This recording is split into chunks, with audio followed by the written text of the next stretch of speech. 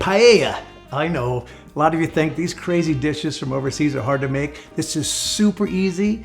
Everything I'm gonna use today, I got at the local grocery store. It's a wonderful dish. It's actually like a Spanish fried rice. And the nice thing about that, you can make it any way you want to. You can make it vegetarian, you can make it seafood, you can make it with chicken, with beef, anything you want to put in there. That's what's great about paella. We'll teach you the basics, and I get to show off my wonderful paella pan made by Kitchencraft today. So we're gonna have a little fun with this. Remember, everybody hit that like button. I want all of you to write a comment down below today so I can hear what you think. I want a ton of comments, and make sure you're subscribing to our channel. Let's start cooking. It's paella time.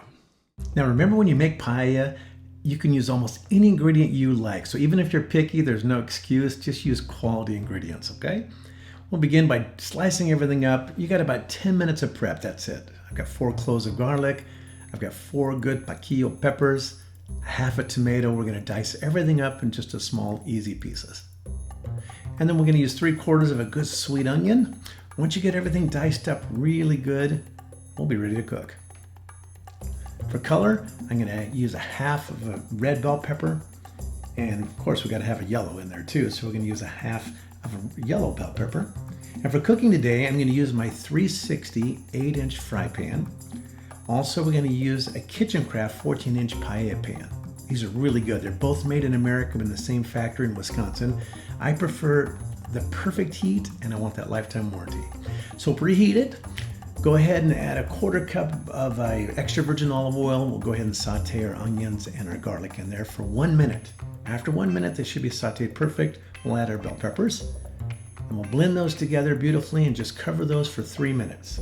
In your 8-inch fry pan, we're gonna add 3 cups of a fish broth, and the key ingredients are about 1/8 of a teaspoon of a quality saffron. It'll give an amazing flavor and a really, really good aroma to it.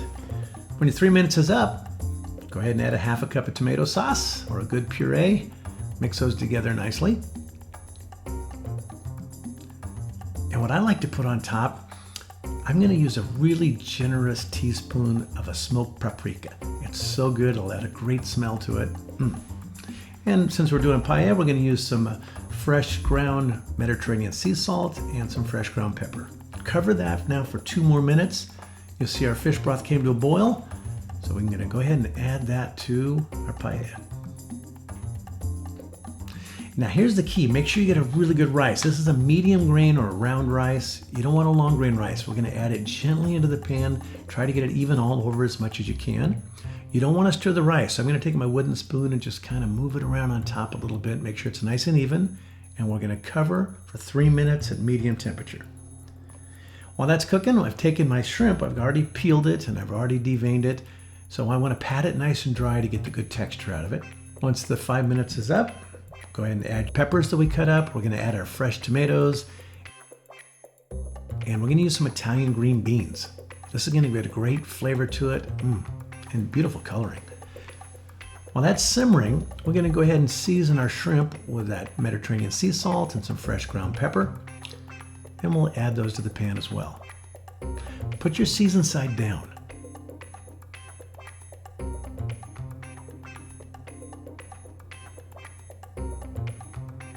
Also, we're gonna add some mussels. I've already debearded them and cleaned them really good, so they're ready to eat. I'm just gonna lay them gently on top.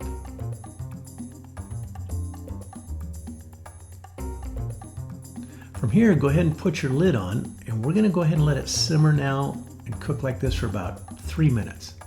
You want this to simmer for about 7 more minutes now. First thing I'll do is I'll push my mussels all the way down in a little bit more so that juices can get inside the mussel and give it more flavoring to it. Second thing I want to do is flip the shrimp over. They've already cooked beautifully on one side. We want to get them beautiful on the other side.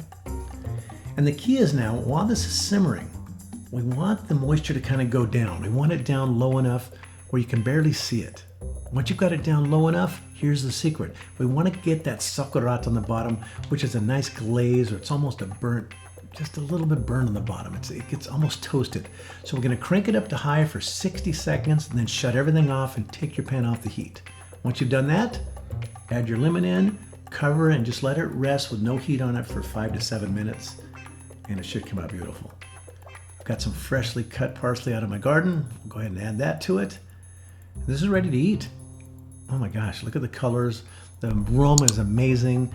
This is a beautiful fish one. This is a seafood paella. You can do that. And look at the little crust on the bottom. See the little pieces that are kind of dark? Oh, I love that part. Gives it a nice little chewy on there, a great flavoring to it. It's not quite burnt, it's just a nice caramelization. And that's what you're looking for. This is a party in your mouth, everybody. Enjoy.